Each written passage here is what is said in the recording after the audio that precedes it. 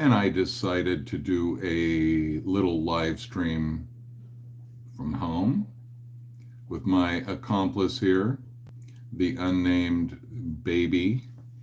Because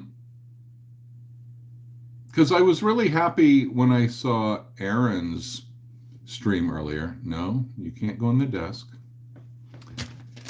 I said you can't go on the desk, and then the first thing you do is go on the desk. Why is it that these kitties are so incorrigible? Can you see the incorrigibility in his eyes? So, anyway, don't have anybody here yet, but if you're here for the replay, I guess you'll see this part. I was really happy with Aaron's no drama approach. Hello, Lupe. Thanks for being here and giving a like right away. Awesome. So what I wanted to do today is kind of just dialogue with whoever wants to show up and talk about what's up, what's happening going forward, and how we can avoid things that, sorry, the kitty is demanding attention. Oh, and now the other kitty's fighting, like catching some insect out of midair. So this is my latest baby. Say hello. No, now you're not gonna meow? Okay. So anyway, like I said, I was really happy to hear Aaron's take on things. Very aligned with what Eric Rader and I were talking about yesterday. And let me just say, I don't really have anything negative to say about anybody in the group. I understand there can be issues with moderators. I understand there are issues that I am not aware of. Not something I'm going to really focus on. And, you know, so obviously those of you who know me know that I bring in my life experience with, nice, I'm glad you are, Lupe. Total agreement with Aaron. Yeah, I bring in my experience, my studies. Like I mentioned yesterday, I have studied a lot of political science, more than I really needed to. And I have been interested in revolutionary movements and totalitarian regimes. And to me, this whole situation with Scientology has elements of both. We're dealing with a totalitarian regime in terms of Scientology. It acts very similar to a dictatorship, many dictatorships that have existed in human history. And then you have the revolutionary movement, which whenever you have a real high control situation, like Scientology, like Hitler, like Stalin, like whatever, you end up having people that want to fight that regime and take it over. And all too often, and then what you have is the regime has the army, they have secret police, they have ways of getting at the people, right? And so the controlling regime in this situation, Scientology, has every reason to split the group, to try, just like Francoise did with Danny. You know, you find a weak member, you split them off from the group, you have them talk shit about the group, and they're expendable. It's the same as what a cop will do with a snitch in prison. Cops don't like snitches, just like they deep down in their hearts don't like Scientologists either, but they'll take the money. But, you know, cops, prison guards will cultivate snitches amongst the prisoners, but don't think that they like the snitches. Nobody likes the snitches, okay? Um, the criminals don't have respect. I know Daniel's no longer with Francoise, and and that was a really quick run. Because probably she couldn't get anything more out of him. She just wanted to do something to split the group up, to cause drama, and it worked for like 5.2 seconds, and then nobody really cared that much anymore. Kitty, are you trying to hello, Chiyoko B, if I'm saying that right, or Chai Yoko, I don't know. But so anyway, the reason that dictatorships last so long is because they know it's a life or death situation. They know that if they fall, they'll probably all get killed. Okay, now we're talking about countries, about political dictatorships. But we also know that it's similar with Scientology. It's kind of a zero-sum game. Whatever I win, you lose. Whatever you lose, I win.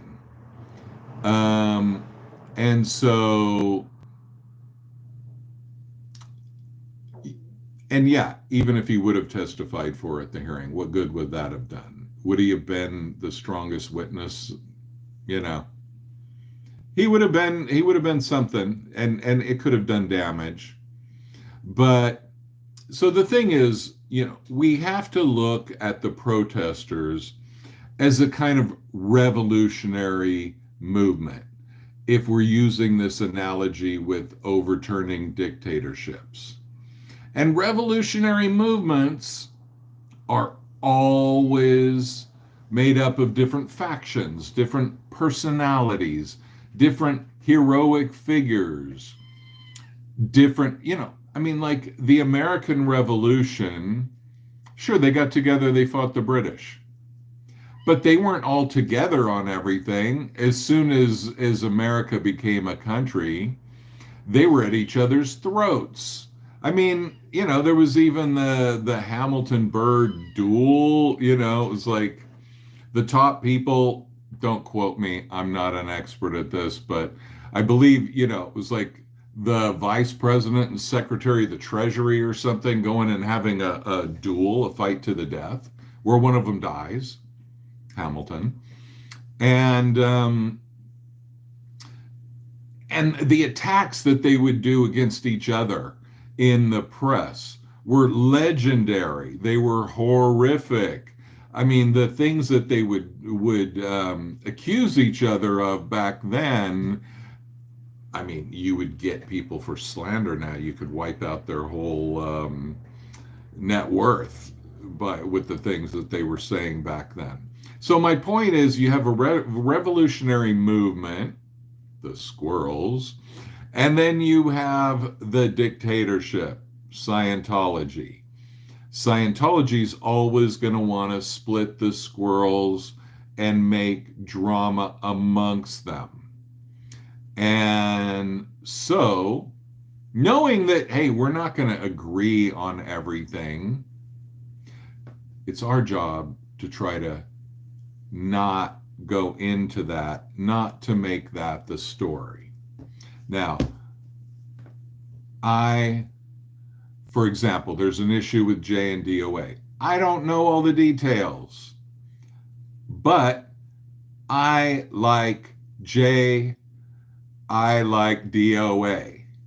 I like both of them, and I'm not going to quit liking both of them. And I bet you at their worst, if it was coming at me, I wouldn't like it. And I might change my mind about them. But I don't give a shit, because we are brothers in arms. And when the enemy's coming at you, you don't think about the political affiliation of the guy on either side of you, or woman. if there are issues, they can be handled. If there are people that need to be asked to leave, they can be asked to leave. Now, one issue is that it gets a lot of views when you have drama. Um, Eric and I were going around live streaming, putting up flyers yesterday. Probably had the lowest view count that we've ever had because all the views were going to the drama. And I understand, I watch some of it too. And I'm not calling anybody out and I'm not against any. It's a normal thing. It's passionate people. And like Eric and I were saying yesterday, we are grown-ups doing this crazy shit. We are not normal people. And we should not expect ourselves to be normal. We shouldn't expect each other to be normal. I mean, we should realize there's a little bit of batshit crazy in all of us that are doing this stuff. And that's why I kind of universally love everybody. Thanks, Magnus. Can count on you, man. And how's it going with that ideogram? You like the one I did for this one with the wasps? So the analogy that Eric made was that if we have a bunch of wasps coming after, and sorry if you were there yesterday, if you got a bunch of wasps, nice to see you, Keith, and they're all attacking from different directions, there's not much to do. But when all the wasps are in the nest, you can go mess that nest up really easily because they're all contained in one thing. It's just like on a battlefield, they tell the soldiers, spread out. Yeah, Eric's a very smart dude. Oh, you're gonna love it, Magnus, when you do those ideograms. It's really cool. Certain AI stuff is really fun to do, and it just your imagination is the only limit. And so, I want to make clear, I'm not trying to start a drama of I'm the anti-drama guy. And thank you, Spicy Mama. Yeah, I love and appreciate all of them. I love the fact that there is a lot of variation in the group. I love that. It's cool. When you're a member of something like a church and you go to church and there's like old people, young people, parents with babies, whatever. But you're all kind of united because you're in the church. Now, I don't go to church. I don't go to temple, whatever. I don't participate in, organized religion. But I kind of miss that. I don't miss church, whatever, temple. What I miss is that kind of group that comes together that maybe has nothing else in common and that you would never have anything to do with normally. You'd never even meet the person. Yeah, and this has been a very cordial group. It's been a very welcoming group. But, there's always that vibe of like, oh, is that person working for OSA? Do we have a spy in our midst? That always happens with revolutionary groups as well. That's an inevitable part. Any kind of revolutionary group has to have some kind of enforcement or some kind of counter-espionage crew looking for, where might the leaks be. But a lot of times what happens is Osa planted that narrative in chat. Tell me more. What's the narrative? But yeah, if I was looking at the Scientology protest Reddit group, And there's a lot of OSA looking shit in there. And I'm not saying everybody's OSA or anybody's OSA or whatever. I have no idea. These are random people typing on the internet. How could I know? Okay. But it's a lot of stirring up shit, a lot of drama. And, I'd be really shocked if it wasn't partially an OSA related thing. But if it was all OSA talking the whole time, okay, Bernie J., it's the strength of the protest that isn't run by principled, organized people. The donations from the viewers looking for drama kept it going much longer than it would have otherwise. Yeah, well, right. It is a strength that it's not organized. Um, Principled, I don't know. I mean, we all have our own principles. And inevitably, when you come to something like YouTube, some people are going to jump on the bandwagon because it's a vehicle for views. It's a vehicle for notoriety to attach yourself to something. For me personally, it was just a risk. It wasn't some grand vehicle to fame. This is not where I seek my fame and fortune. I would hate to think that 10 years from now I'm still plugging along protesting Scientology. I would like to think that Scientology is either dead or so close to it that there's not much to talk about pretty soon. So, but like Eric Rader said, I welcome everybody. If they want to be here for YouTube views, great. They're still out doing this. They're still, this is the analogy of the wasps coming at you from every direction. Maybe one wasp is a clout seeker trying to get likes on YouTube, but they're still stinging the motherfucker. Okay, that's what I care about. I don't care about their motivation as much. Okay, now obviously there are moments when shit goes down and motivation becomes important. And obviously there's certain people that we all feel closer to than others. Whatever, it's not important.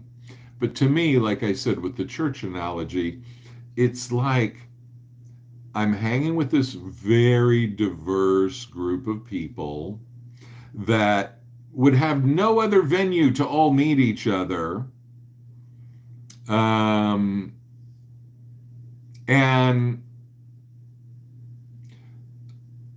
we're all united in a common purpose. And yeah, on a certain level, everybody has a slightly different flavor to that common purpose, for sure. Some people know a lot about Scientology.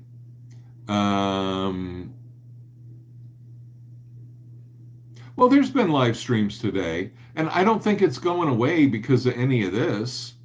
And the fact is, okay, let's just say if we thought everybody protesting was only doing it to make money on YouTube or to get clout or whatever, okay? If we all went away, there'd be people coming out of the woodwork to do that. There would be people, let's say if nobody had any principles in this whole group, and let's say if nobody cared about Scientology, and that's not the case, let's be clear.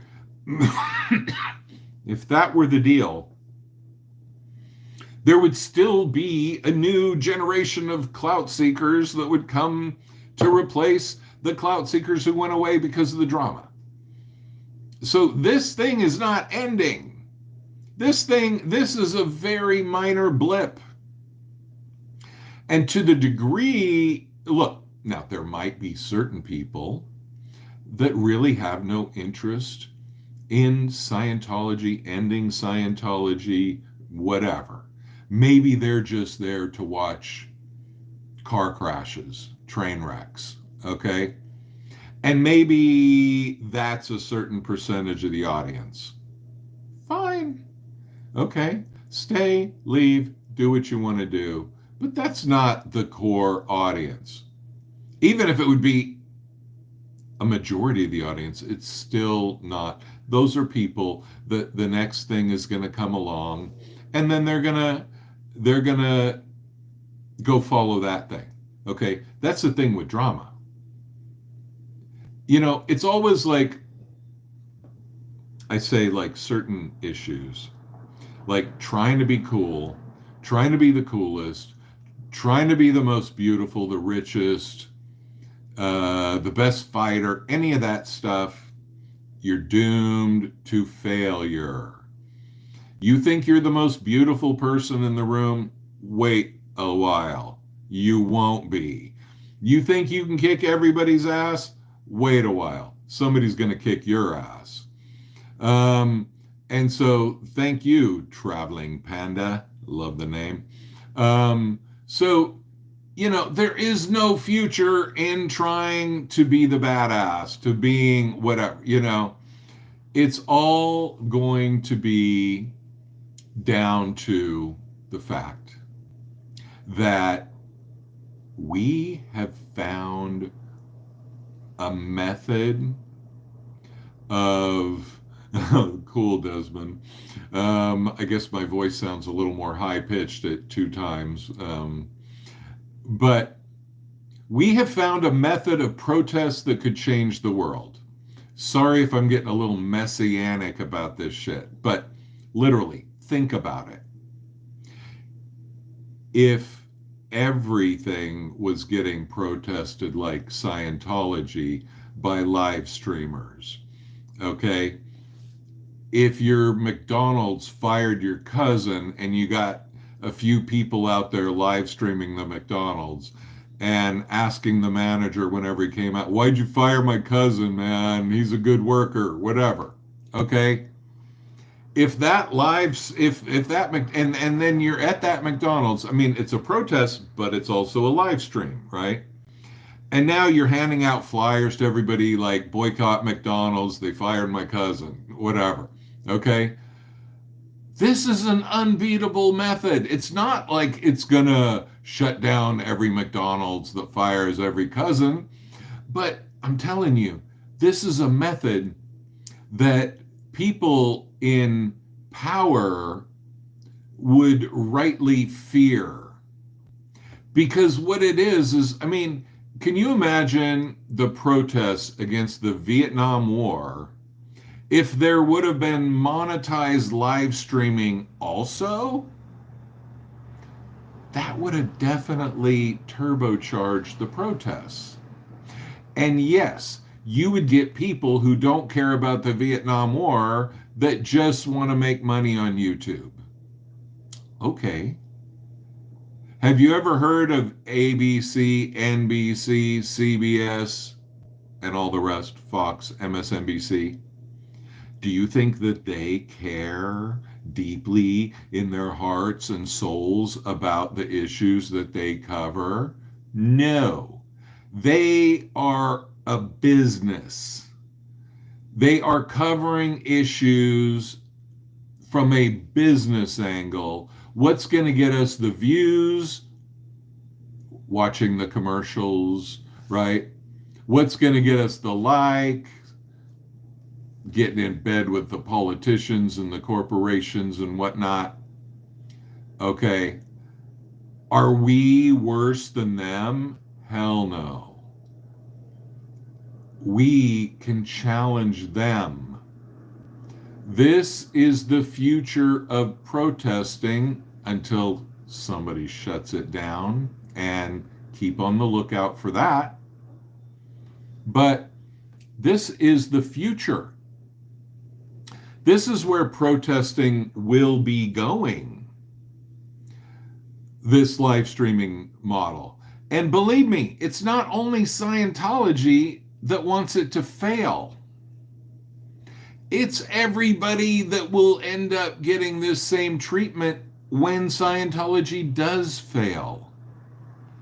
You don't think whatever, Procter & Gamble, I mean, name it, Catholic Church, you don't think that all the, toxic polluters of the world are not noticing? this new way of protesting? You think they didn't notice this? You think that all of the governmental organizations in charge of upholding the matrix are going to not notice this trend? Believe me, they're noticing it. Because if you play it out in the future, thanks, Geraldine, you play it out into the future, this is like me doing this right now. What's the difference from this and having my own television network? Having a YouTube channel today is basically the same as owning a TV network in 1975. I can program stuff 24/7. They didn't even do that in 75. I can just put programming out to the world, and it's all just about how many people tune in, just like TV networks. And what do I have to have? I have to have my phone here or my computer and a YouTube account, and not hard. What did you have to do in 1975 to own a TV network? You had to be one of the richest people. You had to get a group of investors together. Yeah, whatever. Look, there are tunnels for kids. That's what lost you. Okay. I don't know about that. I didn't watch that. I saw the stream. Look, we can speculate about what they're doing, but anything that you would speculate that Scientology might be doing, and it sounds crazy, that is not proof that Scientology is not doing it. Now, obviously, if they're doing tunnels, it's not just for kids. It's for everybody. I was watching on another of Aaron's streams yesterday when he was asking, I guess, Jenna, what did they do when there were protests at Big Blue back in the day? It was also somebody's mom was on the phone. And it was like we went indoors, we stayed away, we weren't supposed to look at them or know what they were saying, and we used the tunnels. So now, isn't it logical that Scientology, if they could, would build more tunnels so that all the buildings are connected? And look, some of us might be more on the conspiratorial side. I get totally labeled as this conspiracy theorist by people who don't understand the depth of my argument. Scientology, always worse than you think. Thank you, Magnus. Yeah, exactly. It's like every time, I've said it a million times, divide and conquer, art of war. Exactly. So our thing is we have to not be divided. And anybody wanting to divide us, look, either their reactive mind is, kind of triggered, or they just want to destroy the movement because they're pro-Scientology or whatever. I don't really care. Okay, you disagree that what Aaron said about, okay, so tell me what you think. Millings. There's enough YouTube channel, just tell your stories through. Oh yeah, I agree. I mean, make more YouTube channels for sure. Absolutely. If Aaron is saying, no more YouTube channels, I think he's just saying there's plenty. I don't think he's calling for a moratorium on new ones or whatever. The way I look at it, the more the better. And that's the way everybody has always treated it. And I have not seen a lot of competition. I have not seen a lot of the, backbiting or whatever. I'm not saying it doesn't exist. There are differences. And that goes back to the WASP theory. There are differences among us. Think of it this way. If we were all a different virus going after Scientology, or bacteria, let's say, right? And we're all coming at Scientology with different bacteria from different directions, trying to infect this thing called Scientology. Not calling for violence on any humans or biological warfare. Thank you very much. But it's a lot harder to fight a bunch of different bacterial strains coming at you from a bunch of different directions, requiring a bunch of different antibiotics, than one, requiring one antibiotic. So, in this game of psychological warfare, here's one thing we need to understand. The only thing you need to do to protest Scientology, I'm not saying don't do more, I'm saying it's the only thing you need to do, is be there and point a camera or phone at them. You don't need to say a word. You don't need to do a thing except just, that's it. Now, obviously, you're going to probably do a little more than that, like I do. But you don't need to, because you got to understand, they are freaking out every minute that we are there.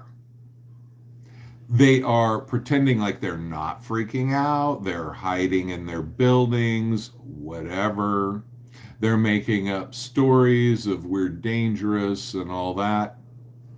But if you just stand there with a camera, if you go back and see my video from San Jose, which was really fun for me because it's the only time I really walked into the entrance of a Scientology building. So it's actually the only place I'm trespassed from in the whole Scientology empire. But I walked in with my cap on and I said, "Hi, I'm Davey Mismanaged from SPTV. I'd like to interview a Scientologist." And the guy at the front desk was like so flustered. He had no idea what to do. He was one of those death warmed over guys like the van driver or the power washer guy. And what does Pearl Snappy call them? Coffin Dodgers. Make drama out of that. I don't give a shit. Pearl Snappy rules. And so they were. So anyway, the guy's like, "Oh, well, we don't have a press officer at the time or whatever." And I'm like, "I don't care, just any really enthusiastic Scientologist." And this woman comes in the room and then she looks all flustered and she runs up the stairs, run down the stairs, and she's like, "1 minute," and she runs, to get marching orders or whatever. And then she comes in like, "You are trespassing. You cannot be here." And hey, I just want to interview a Scientologist. Could I interview you? And like, nah, I don't remember exactly what I said. Don't go back to the thing and say, you said other words. But basically, I left willingly. And then I walked across the property line and I filmed her. And she was getting a camera and filming me and, looking freaked out. And I didn't scream. I didn't say much at all. I mean, maybe I did after I was off the property. I don't remember what I did. But, basically I was just saying this, yeah, exactly. Cameras and chalk are kryptonite to Scientologists. Just your presence Just standing looking at them freaks them out. It's all you have to do. Now, I'm not saying don't do more. I'm not saying don't do an encampment. I'm not saying don't do a drone, do a hot air balloon flyover, call the Navy SEALs, whatever your thing is, But what I'm saying is, what if we all just went and stood there silently and just stared? And just, fold our arms, stand there for an hour at random times. That would do plenty. That would interbulate them, and, they'd be like, what the hell's going on? Okay? Because these people are brittle. They are fragile. We might have drama in our group, and today we do, but we're not fragile like them, because we could go get another life. We get pissed off with this whole thing, drop it tomorrow, no big whoop. I mean, some people are dependent on it, and some, for their livelihood, but not many. I'm sure as hell not depending on this channel to pay my bills. If it gets to the point where it does, hallelujah, praise the Lord. Okay, I'll be very happy if that happens. But that's not the point necessarily. It would be a great bonus, and please tell all your friends and subscribe and like and jump up and down and sing Davy all day long. But seriously now, get Tori a chair though. Yeah, well, Tori is treated like a goddess when she shows up. She is always given a chair. The only time she's not in a chair is when she wants to move around. And when she moves around, she is escorted by people at either elbow, unless she pushes them away. Like, I can do this myself. Tori is a heroic, legendary figure, universally beloved by all. And she deserves a chair whenever she wants one. Sure as hell does. But it's good that we're different. It's good that we have different philosophies, different approaches. That's the wasps being free range, not being in the wasp nest where they're easily taken out, right? And that's not a dig at having an Occupy, because that Occupy thing freaked them the fuck out. The thing that, like, these people are going to camp out right here, and then they have to go do this joke of a children's fun fest. I mean, how pathetic is that? And there's no children there, and there's no fun there, and there's no festival feeling happening whatsoever. All you got to do is point a camera at Scientology, and they are ridiculous. All you got to do is observe. All you got to do is point and shoot. That's it. And everything they do outs them as ridiculous. They start acting like aliens if you point the camera, or anything. Totally. I mean, they act like aliens no matter what when you show up. They don't know how to handle it. They act like we handle this stuff. We are the masters of combating suppression. No, you're the masters of running and hiding like a scared little bitch in your little ex-sanatorium building. That's what you're the master of. You're the master of running through tunnels. You know, it was funny when they had this children's fest during the occupation.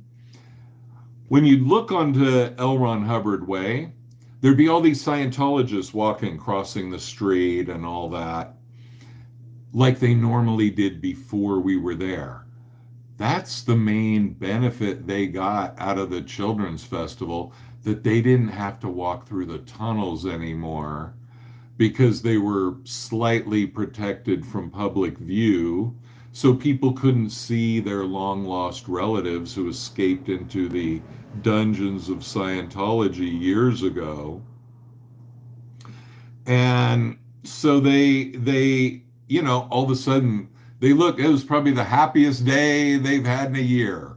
They could come above ground and be slightly less, whatchamacall, slightly less vampiric, hiding in their coffins until the sun goes down. I mean, these people. But another thing, like what Eric was saying, and I love riding with Eric. I love seeing, tapping into his worldview as somebody raised in a cult.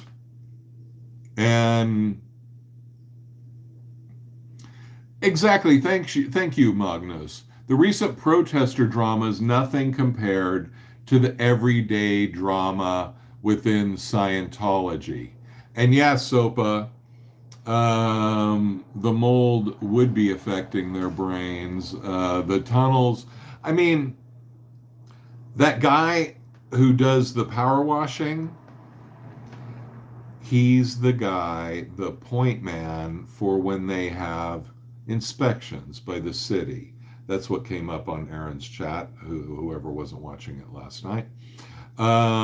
And she was saying, the woman was saying, I don't know what's going to happen when that guy goes, because, he's the guy that deals with that. Can you imagine all the infractions in there, all the lead paint, asbestos, all that crap that must be in Scientology, the black mold? I was just gonna make up some gross shit, but maybe I need to hold back. You guys, sorry if I trigger you with stuff in my analogies from time to time. That's my weirdness. It's probably never gonna end. I can be a little bit blunt, and I kind of think like a comedian, though I am not one. I wish. But saying those things that kind of cut right through the bullshit and kind of make you wince a little bit. Okay. Those of you who are more faint-hearted that don't like that, sorry, but not really. So anyway, we just need to remember, it's not about us. It's not about our interactions with each other. Now, I appreciate if we tell each other, hey, you might want to watch out for this person. I've seen a little, keep an eye. That's fine. Yeah, we're all different flavors of weird, so keep it coming. Exactly. Because that's the WASP theory that I'm plagiarizing from Eric and promoting nonstop.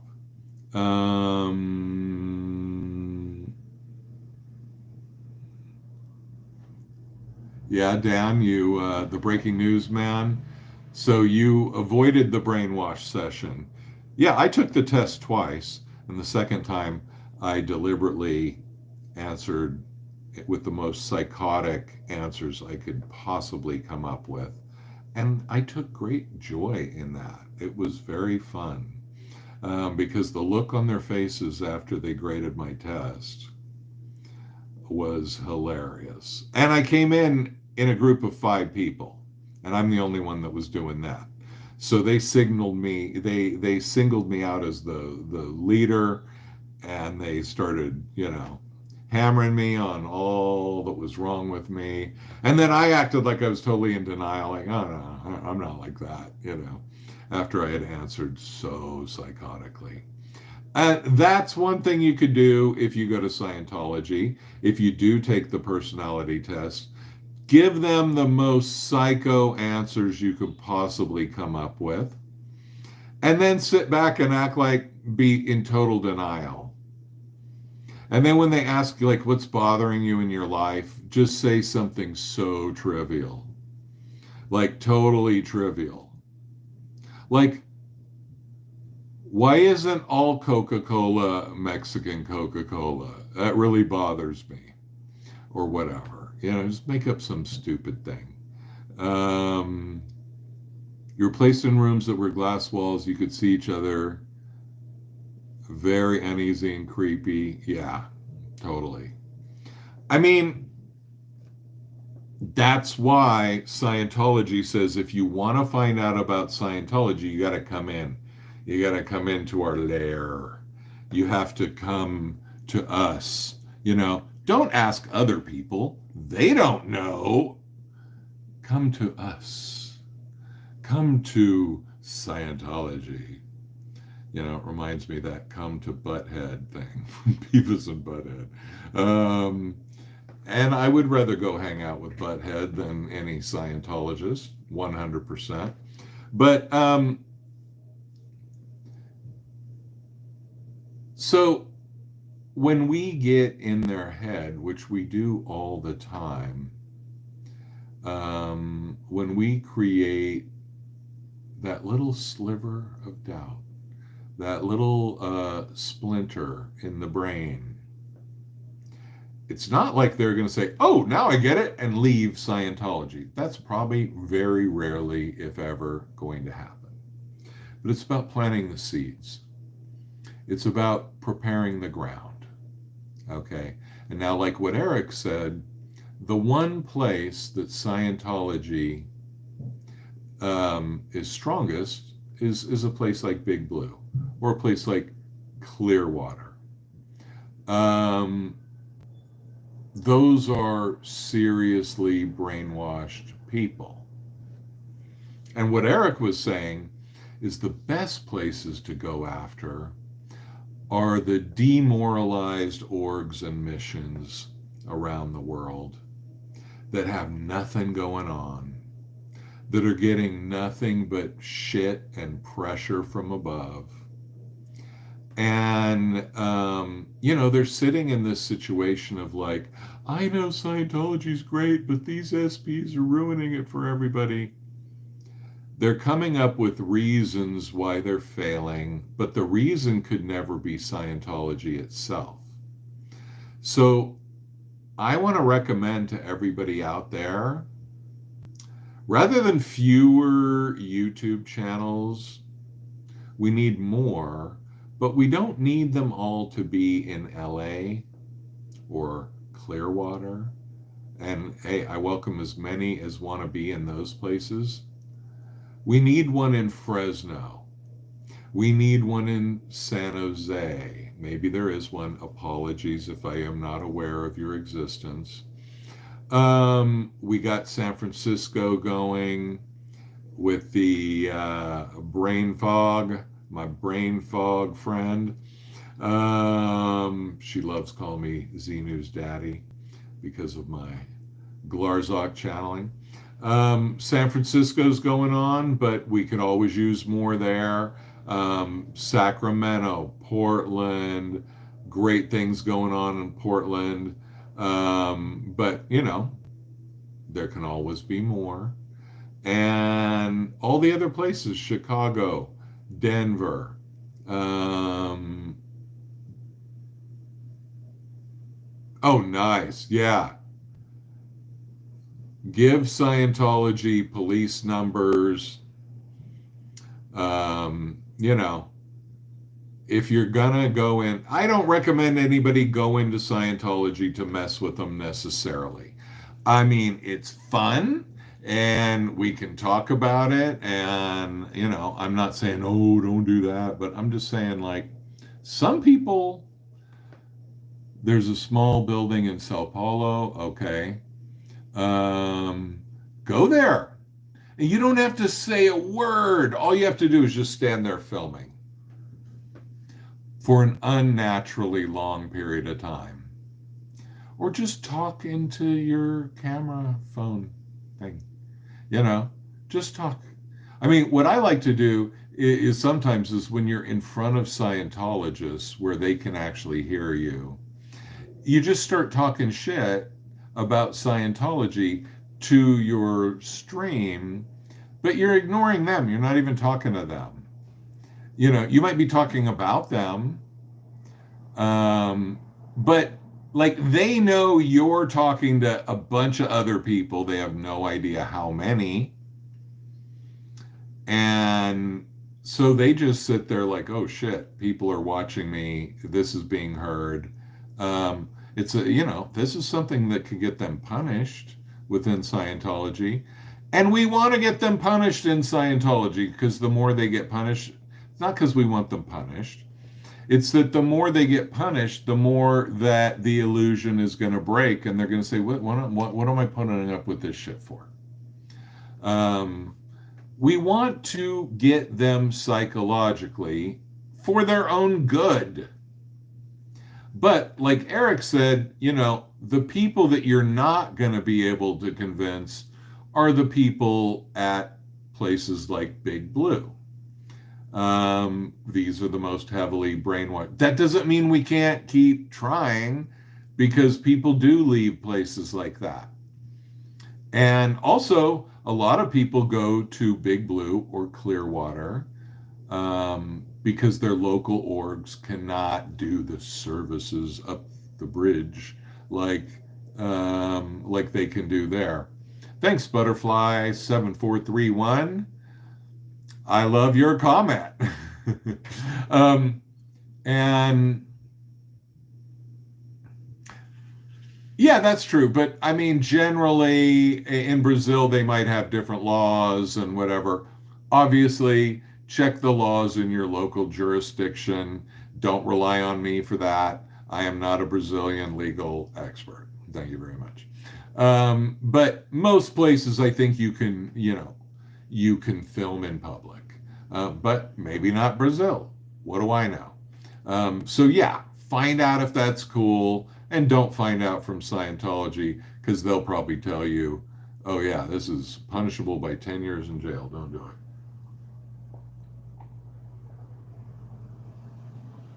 it." So,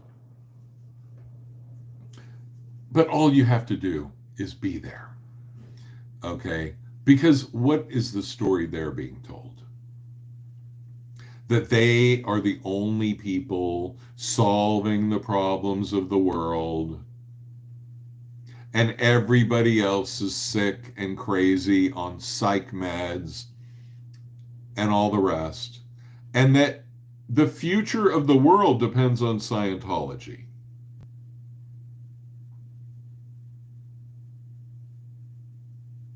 Not a very likely story, I would say. And the thing is, when somebody believes bullshit,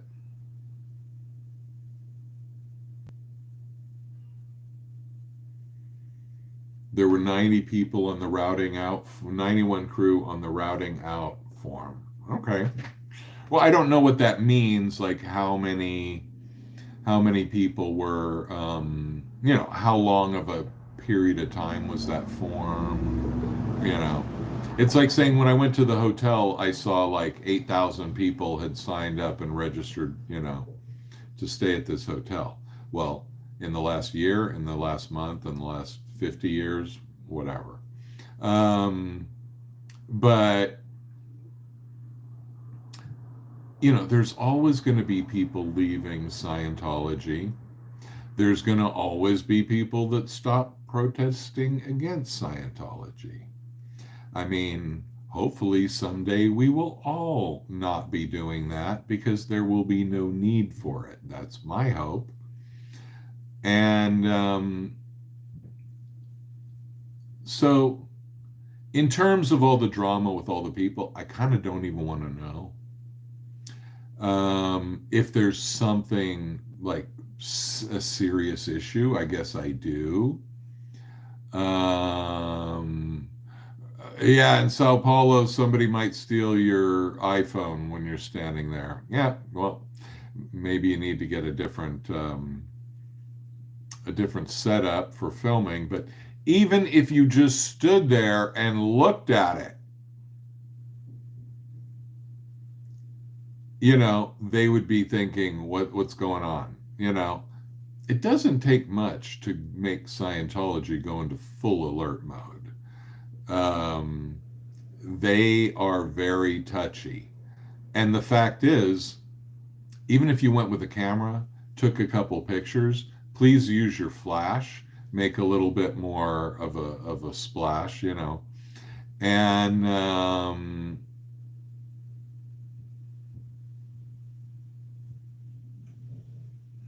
right, our voices are important. There are people on the edge.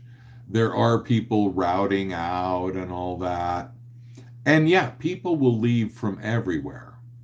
I think Eric's point is like when it comes to those smaller orgs, we can actually end them relatively quickly.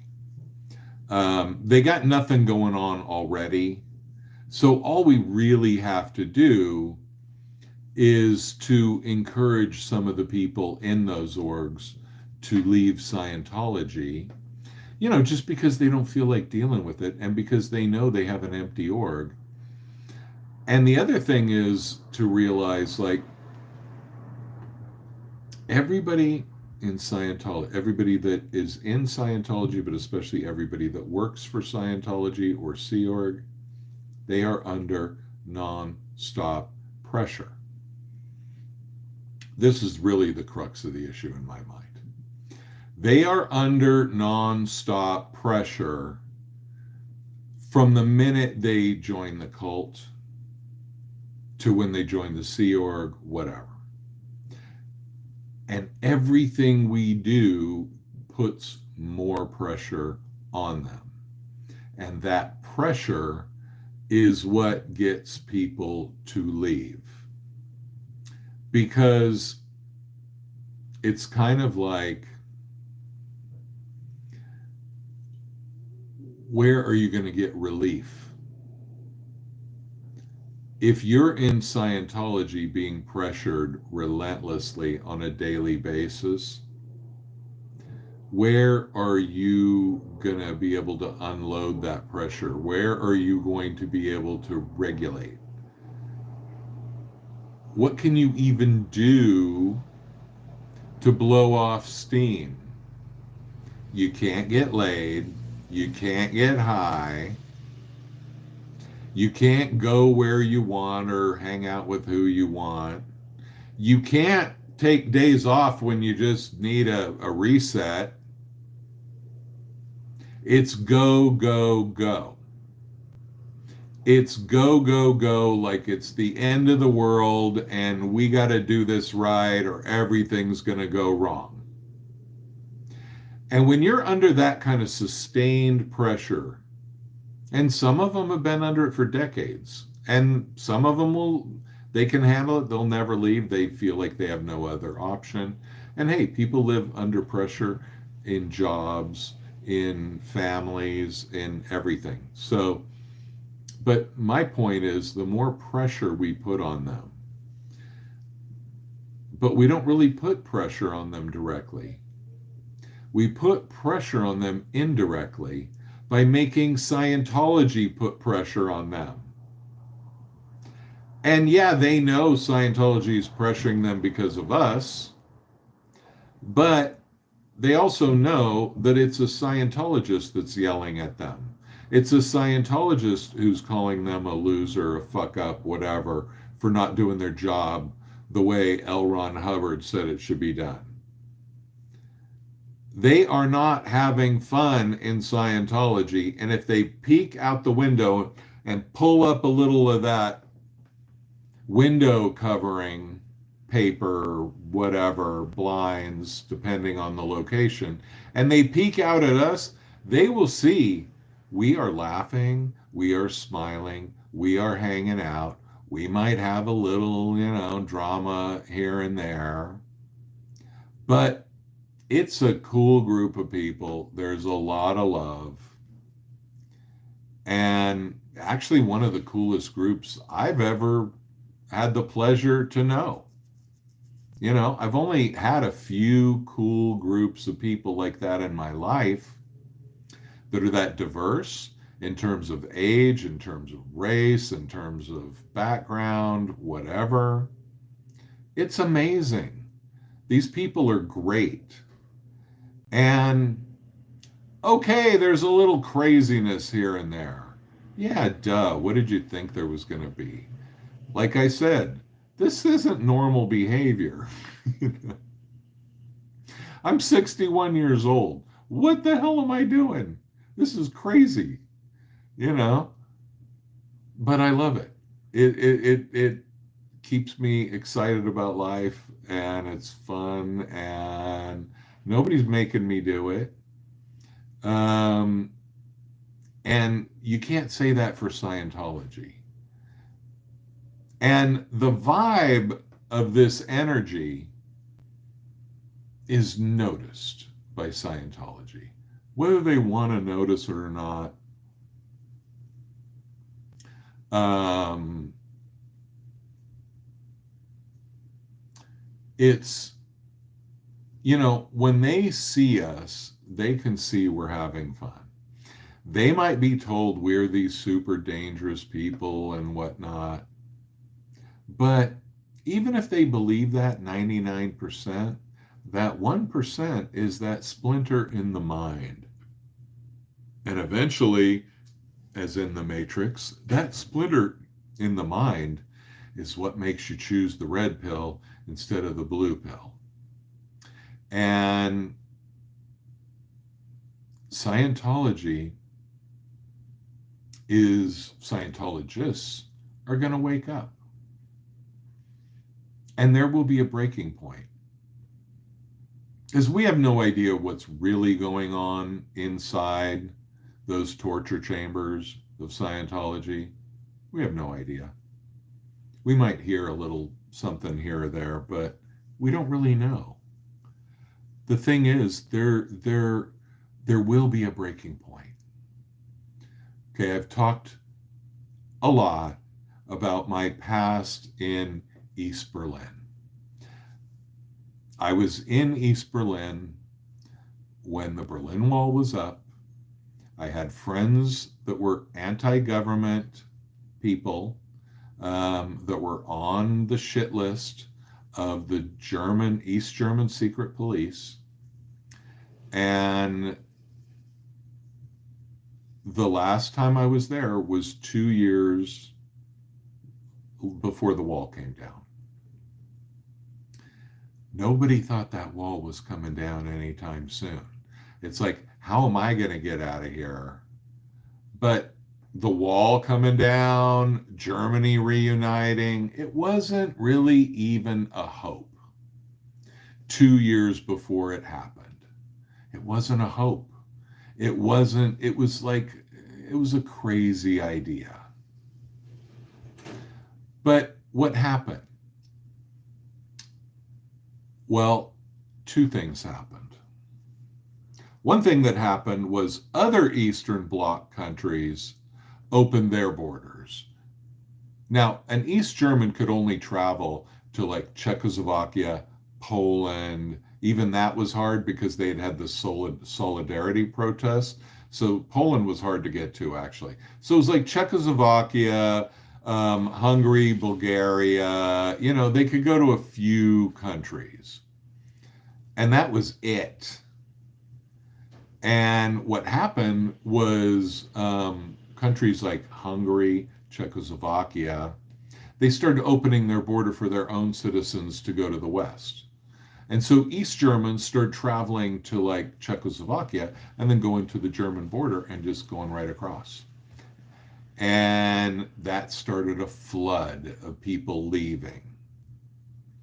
And then, so that kind of pulled out the rug from the regime. The other thing is that Gorbachev was liberalizing in Russia, and he came to East Germany, and he's kind of like, you guys are on your own. You guys should like liberalize this shit a little bit, you know? He was kind of in the tear down the wall thing. And so when Reagan went there a few years now, backtracking, and stood in front of the Berlin Wall and said, Mr. Gorbachev, tear down this wall. This was the height of the Cold War. This was the closest, besides Bay of Pigs and the Cuban Missile Crisis, this was the closest we ever got to nuclear war around this time. People were criticizing Reagan for saying tear down this wall, for being too anti-communist and whatever. And what happened? Within less than a decade, the wall was gone.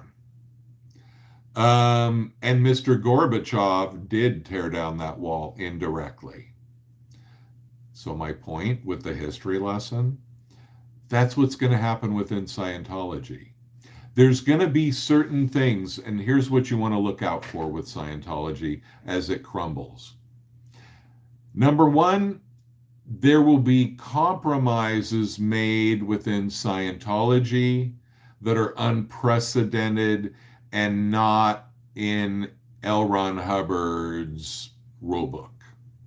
Okay, there will be some area where they release control a little bit. So when the wall actually came down, what happened was they took a vote in the East German parliament to open the borders, but they didn't say when. And they were probably stalling for time and try to make it a long dragged out thing.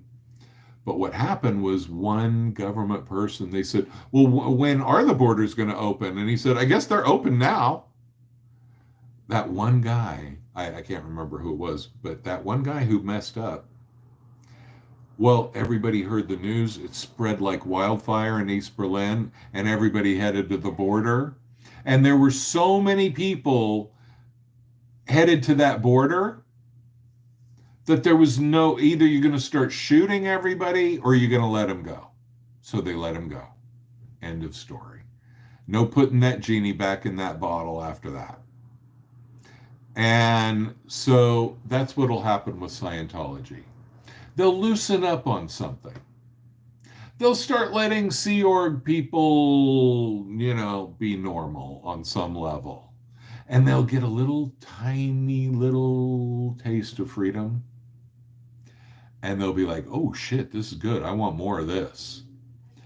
And that's why they're not doing that, because they know. See, whenever you change the rules, whenever you lighten up on people who have been terribly abused, they are going to take advantage of the situation. But if you don't lighten up on them, it's still going to explode. So Scientology has no way out of this. Everybody in Scientology sees that where they are is functioning far below capacity, i.e., failing. But they think things are going great elsewhere. So one of the main messages to tell them when you see them out there on the street is, hey, don't worry. It's even worse at that other org. You think it's bad here at Big Blue? You should see San Francisco. It's a joke. You think it's bad in San Francisco? Look at what Pearl Snappy's doing in Austin. Would you rather have that?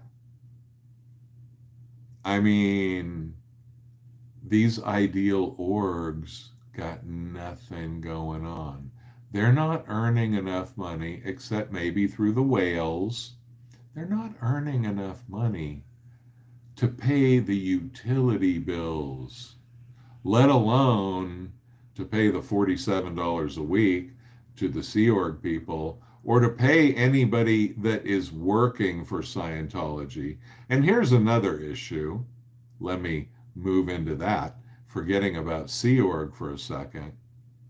The people who work for Scientology, okay, this is just what I've picked up over the years, so correct me if I'm wrong or whatever. But they sign either a 2.5 year or 5 year contract. And they have to work a lot of hours and they get paid on commission. Well, if you get paid on commission in Scientology, that's called you are a volunteer. Okay? You're not getting paid shit. Do you understand? You're not getting paid jack shit if you work for Scientology on commission. Well, I don't know about you, but if I have a job that doesn't pay me, I would tend to get slightly demoralized. I would probably have a lower work ethic than average at that job. So it doesn't take much for a bunch of those people to leave, to just give up, to quit Scientology. They're not in the Sea Org. They go home every day. But how are they paying for that home if they're working for Scientology? They all have to get second jobs. But they're worn out from the Scientology job, so they're probably not performing that well at the second job. And they couldn't even get a promotion at the second job if it were offered to them, probably, if it meant more hours, if it meant infringing on Scientology territory because they got a raise or promotion. And forget about getting transferred by your company. You can't just let a company transfer you wherever they want and you're working for Scientology. So if you have a regular job in the regular world with a non-Scientology employer, and you're putting in what, 8 to 12 hours a day plus? Hi, Maureen. And so it's not going to take much to push this shit over the cliff. Especially in these small orgs where nothing's going on. I mean, have you ever worked at a store and you had a slow period, like nobody came in for half an hour? Well, what's going to happen? Let's say the boss is there and nobody comes in for half an hour. You're the cashier. At first, you're like, yay, I'm on a break, but this time's not counted against me. I'm just chilling. And then what happens? Well, the boss might come over and be like, time enough to lean, time enough to clean. Like, what are you just sitting there for? Well, nobody's here. I'm a cashier. I'm here to ring people up and nobody's here. Yeah, well, clean some shit, do some shit, And the boss is stressed because there's no money coming into the store. And he's watching you sitting there at the cashier location, the cash register, doing nothing. And all he sees is money being burnt. And so he starts putting pressure on you. He's putting pressure on you because he's paying you for that time. He wants you to be working the entire time that he's paying you for. But he's also freaking out. Like, what if no more customers ever come again? Oh my God. His whole livelihood is on the line on a certain level emotionally every time that happens. And Scientology has broken every labor there is, labor law, yeah. I believe that. I mean, I don't know everyone. I tend to get technical about a statement of that nature, but I believe it. Yeah, I wouldn't disbelieve it. Scientology breaks laws with such total impunity. They don't give a shit because they think they're above the law. They think they're the saviors of humanity. Why should they obey these stupid laws? This has nothing to do with them. They're on a whole other level of existence. And so we're not going to be ended by a little interpersonal drama in our ranks. We're not going to end our thing because this person, ratted us out. Hey, I don't like anybody ratting us out. I hate snitches like the rest of us. Okay. But in the end, we're right. Scientology's wrong. Okay. It's like they're the ones, they got the crack and we got the hammer and the chisel. It doesn't matter if we don't know what we're doing with the hammer and the chisel. The crack is already in the rock. Okay? 100 monkeys can hit that hammer and chisel wrong. But eventually, the whole facade is going down. We can be as crazy as we are and even more. It doesn't matter. Scientology cannot even deal with somebody pointing a camera at them.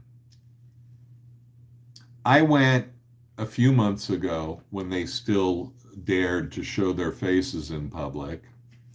I went to Vermont and Sunset. Good, Magnus. I went to Vermont and Sunset where there's a lot of hospitals around and there's a metro station, subway station. And I saw two Scientologists with their flyers, doing their body routing in their Sea Org uniforms. And so I went and sat on a bench and got my camera all set up and, got ready to do a live stream or a video. I might not have even been streaming by then. I don't know. But anyway, I just started filming them and saying, yeah, check out the Scientology body routers, whatnot.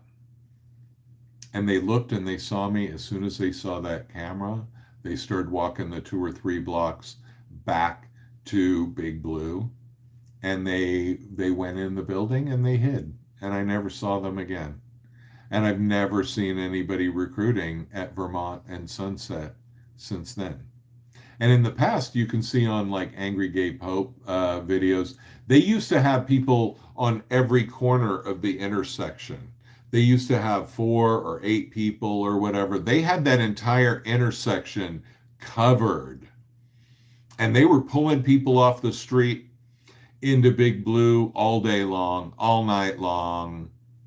They're going into the hospitals and they're trying to recruit people that are visiting sick relatives, sick children.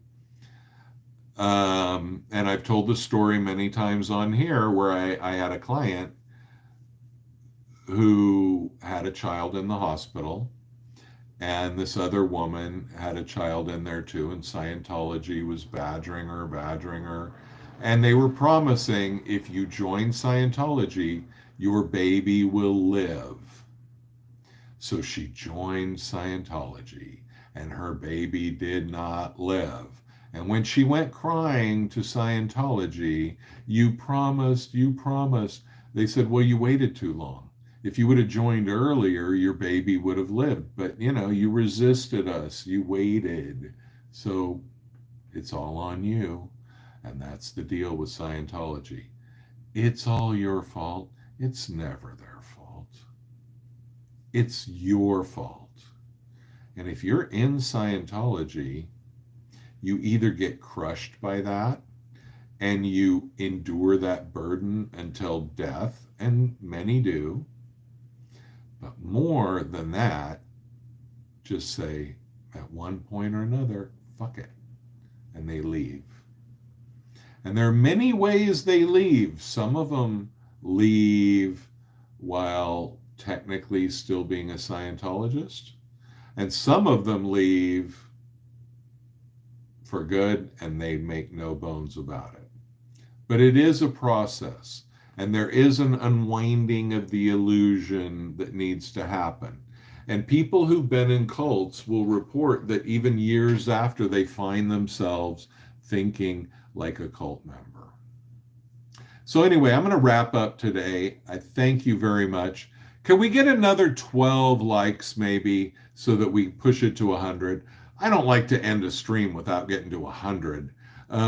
So, if you haven't already liked, consider doing so. And all right, we already got one more. Okay, we only need 11, magic 11. Can we get 11? Here we go. Turn it up to 11. But yeah, it's like, let's forget the drama. Thank you. Now we're at 90. We only need 10. Thank you. 10, whatever. I always wonder what the hell those auctioneers were saying when they were doing that stuff. And they weren't saying jack shit. Thanks, Angie B. This is really fun to do. And I hope I got some people along with me. 93. We only need 7 more. Come on, you guys. And British Columbia, nice. Marquita, I like that name. It's kind of like Marquise, whatever. Thanks, Magnus. I saw there was a Swedish woman, I forgot her name. She was on with Fluffer. And I was imagining, doing the world's least successful live stream with her in Swedish. That would be funny. But I don't think we'd get a lot of viewers. Bianca, Bianca. I would love to talk to her. But it would be funny to do something in Swedish and get like 6 views ever, but it's weird when you speak a language but you never speak it. It's kind of a surreal thing. But yeah, let's not focus too much on the drama. Do it. Okay. I'll reach out to her. I'll find her. What the hell? I did a video thing for something else in Swedish, and it was fun. And somebody that I knew that was Swedish watched it, and they were having fun with it. But anyway, let's try not to get too interested in the drama, because the drama amongst us, and I'm not saying that there aren't issues that need to be hashed out. I am not saying that. And I don't know all the issues, and I don't know who's, creating problems. Hey, you guys, 7 more likes, please, please. Validate me. But, let's just not feed the trolls. Let's not feed the drama stuff, Let's try to find it less interesting is my way of looking at it. Like, the thing is, people act like drama is so fascinating. Drama divides, okay? It's a necessary part of life. It's even a fun part of life, but there's fun drama and there's destructive drama. And we don't need the destructive drama. And I'm not calling anybody out specifically. I don't even know the details. And like Aaron, I don't want to know. I don't want to do all the research to find out who's the asshole, okay? I don't need to know. I have not had personal experiences with others beyond a weird vibe with a couple people that I've barely ever seen. That's the worst I've ever seen. Now, maybe that's because I'm not as involved with the group or whatever, but, let's for one thing, let's maintain our individuality. And yeah, it's out of hand. It's hurting the cause. We don't need to hurt the cause. We need to put our priorities where they need to be on exposing Scientology, not exposing each other's bullshit, which we all have some. For sure, me too. Okay? Nobody has totally clean hands in this life. Everybody has some bullshit going on, you know. But is that what we really want to focus on? Okay. I look up to DOA for all the energy he puts in when I see things that are like, oh, he's trying to destroy the. Come on, man. DOA is a very passionate guy, and, you know, he's an unusual character. I love that about him. That's the type of people that I love to know. Um, does he have faults? Yeah, I'm sure, more than I know about. I got more than he knows about me. Fine. But we're on the same side, okay?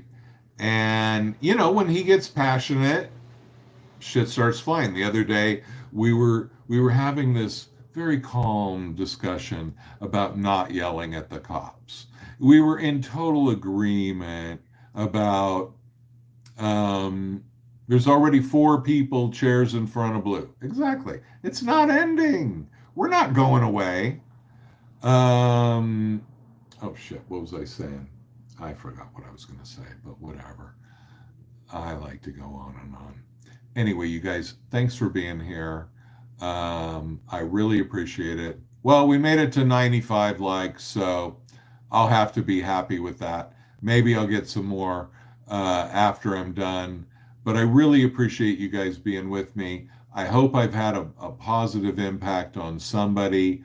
I hope we can keep focused and all of that. Oh, yeah. Okay. Thank you very much, Barb.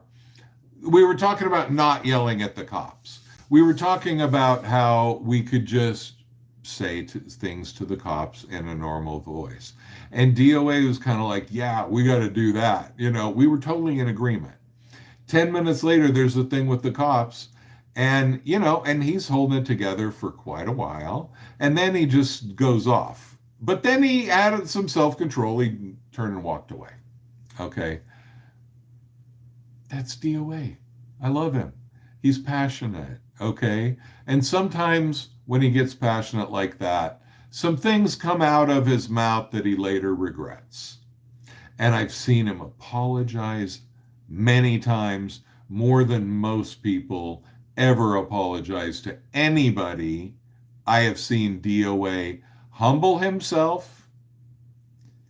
He does not act, like some asshole who's never wrong, who never admits that he messes up.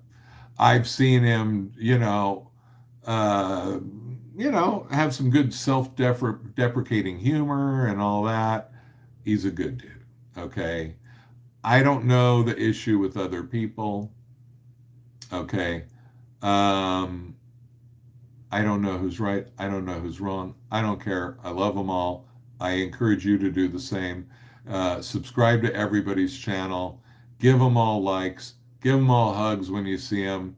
And let's keep this love fest going on and shame Scientology into oblivion with our awesomeness. Thanks for being here. Bye.